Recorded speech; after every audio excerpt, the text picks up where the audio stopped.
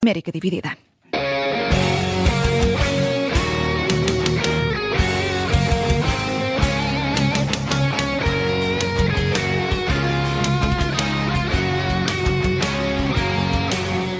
É um dos factos do fim de semana. Uma sondagem divulgada pelo New York Times revela que Kamala Harris segue na frente as intenções de voto em 3 swing states, os estados mais permeáveis a mudanças do sentido de voto, de acordo com o histórico eleitoral. A candidata democrata tem uma vantagem de 4 pontos percentuais nos estados de Wisconsin, Michigan e Pensilvânia, estados onde há bem pouco tempo era o Partido Republicano de Donald Trump quem liderava. É nosso convidado, como anunciado, do América Dividida de segunda-feira, Francisco Pereira Coutinho, professor de Direito Internacional. Boa tarde, bem-vindo ao Observador e obrigado mais uma vez pela disponibilidade manifestada. É de alguma forma surpreendente o que estas sondagens revelam, tendo em conta a tendência a que se vinha assistindo, em particular depois da tentativa de assassinato de Donald Trump, com a candidatura republicana a subir de forma consistente nas intenções de voto? Boa tarde. É surpreendente no contexto da rapidez com que isto aconteceu. É claro que fez referência ao atentado, mas entretanto houve a desistência de Biden. Também foi outro facto que explica esta mudança radical nas sondagens.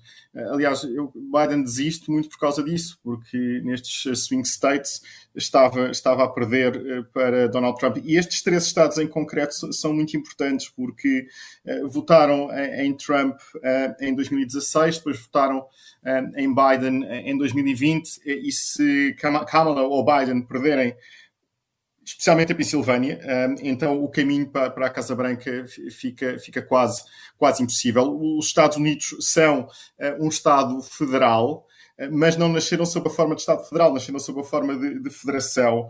E a Constituição americana é uma Constituição que é muito difícil de rever, é uma Constituição hiper rígida. E, portanto, eles continuam a ter o mesmo sistema eleitoral, com o colégio eleitoral que tinham na altura em que se formaram enquanto federação, como, por exemplo, a União Europeia, também é um exemplo de uma federação de Estados. E, portanto, nós, quando olhamos para as sondagens, este é o ponto, devemos olhar para as sondagens nos swing states. Isso é que é essencial. A sondagem nacional, que neste momento Kamala Harris está também à frente, e não estava, Trump tinha até alguma vantagem, é completamente irrelevante. Aliás, é muito possível que Kamala Harris ganhe no voto nacional e perca a eleição. Foi isso que aconteceu, por exemplo, com Hillary Clinton. Portanto, os Estados Unidos são um Estado, mas um Estado cujo chefe de Estado não é escolhido em muitas circunstâncias pela maioria da população. Portanto, esta bizarria resulta justamente de terem uma Constituição que vem do século XVIII e que nunca foi alterada neste aspecto fundamental. E por isso é que nós falamos muito nos swing states e por isso é que esta sondagem é tão importante, porque mostra Kamala Harris já com uma vantagem, relativamente confortável, já fora da margem de erro, 4 a 5 pontos. Mas ainda é muito cedo e temos que olhar também para outros swing states, por exemplo, para o Nevada, por exemplo, para a Geórgia, onde ela também se está a aproximar. E, portanto, a conjugação destas sondagens mostra que o caminho para a reeleição está muito mais próximo. E o que é que está a contribuir para esta inversão de posições? Acima de tudo, está a contribuir o entusiasmo que ela conseguiu gerar. E isso é que foi uma surpresa, porque ela era tida como uma vice-presidente com muito pouca visibilidade, até tinha a pasta da imigração, ou pelo menos foi-lhe dada algumas responsabilidades nessa área, e ela não se distinguiu particularmente, e portanto havia muitas reservas sobre a capacidade que ela poderia ter para ter uma candidatura vencedora. Agora, o que é que nós estamos a assistir neste momento nos Estados Unidos?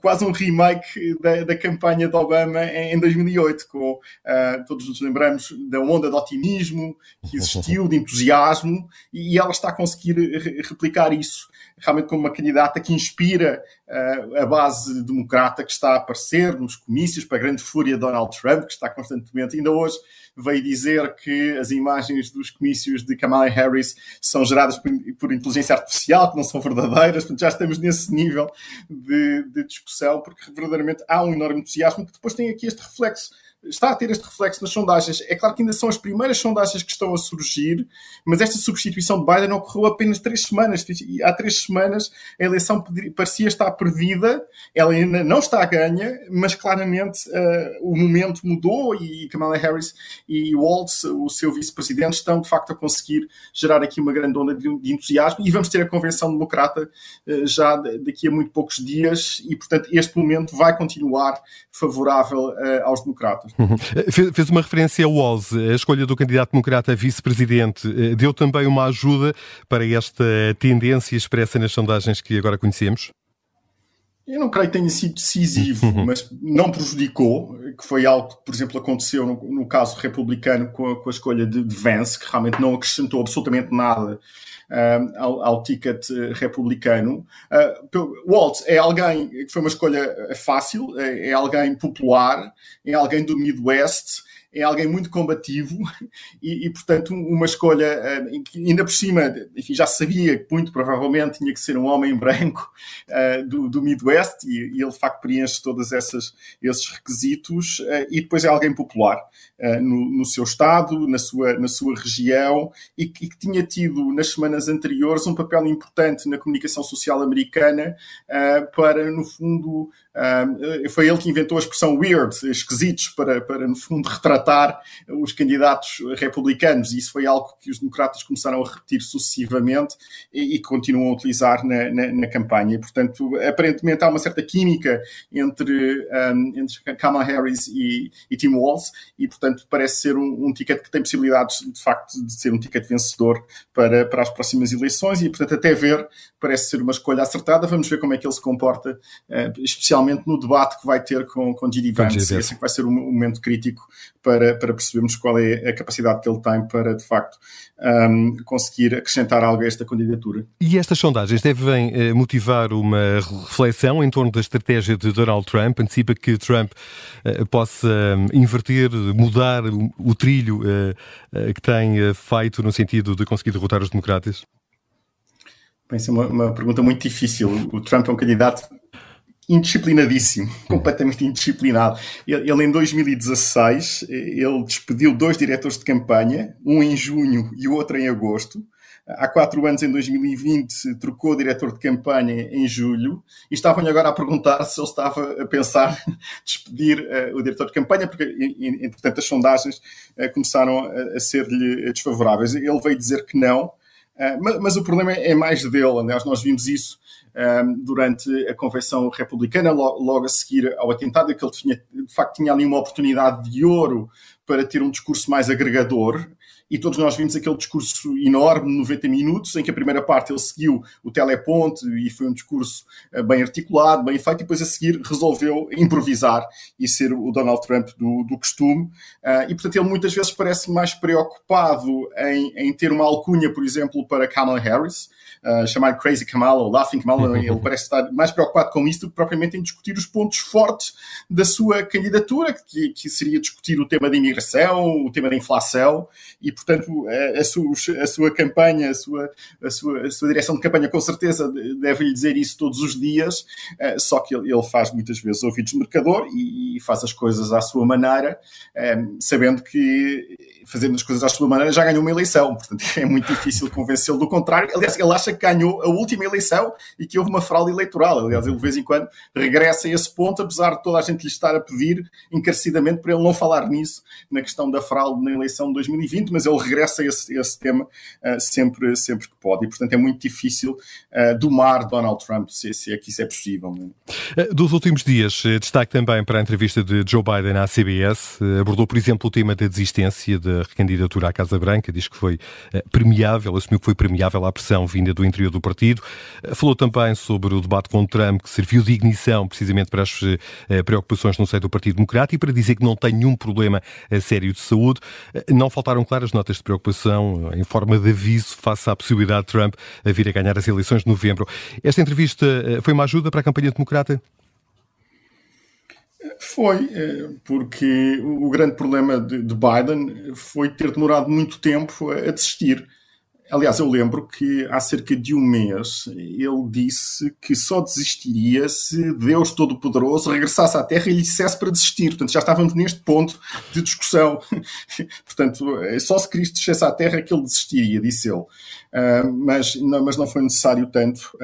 O que aconteceu foi que nós percebemos, e Nancy Pelosi tem sido entrevistada várias vezes nas últimas semanas, houve uma enorme pressão da liderança democrata que percebeu que aquele caminho com Biden era um caminho que levaria ao desastre eleitoral, perdendo não só a eleição para a presidência, mas também, isso era particularmente preocupante, muito possivelmente perdendo as eleições em vários distritos eleitorais que podiam redundar em termos de um Congresso controlado pelos republicanos e controlado pelo movimento MAGA nos republicanos, que é um movimento particularmente extremista dentro do espectro político norte-americano. E, portanto, havia aqui uma enorme preocupação porque Biden insistia em continuar com a candidatura, mesmo contra a vontade de muitos líderes democratas que diziam que tinha que ser uma decisão dele.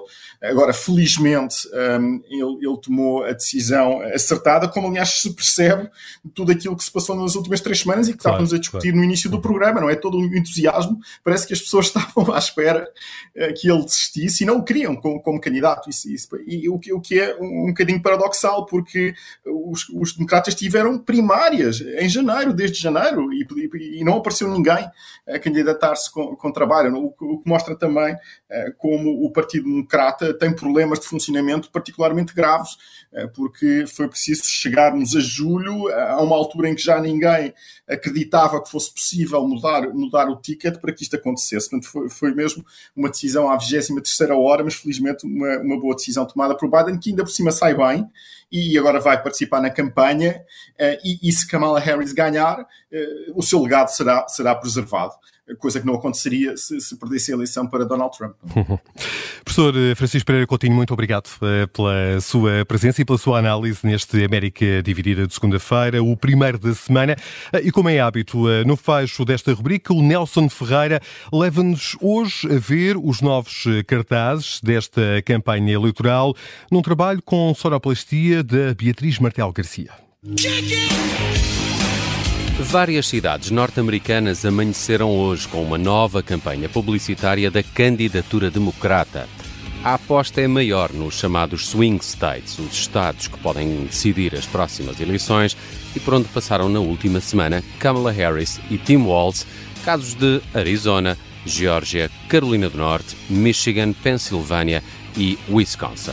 Aos mega cartazes junta-se ainda uma campanha televisiva que alude às origens humildes da atual vice-presidente e que termina com o slogan "She's fighting for you", ela está a lutar por ti, num investimento publicitário que ultrapassa os 50 milhões de dólares. Um dos cartazes mais impactantes está colocado na mais famosa rua de Las Vegas, a Strip, no estado de Nevada, onde se pode ver o ticket democrata com as fotos dos dois candidatos ao lado do ticket republicano com Donald Trump e J.D. Vance. Na legenda dessa foto está a frase "out of themselves", que poderíamos traduzir por "de cabeça perdida", quando na legenda democrata lê-se o tal "fighting for you". You gotta fight for your right to party. Beastie Boys, 1986, Estados Unidos da América.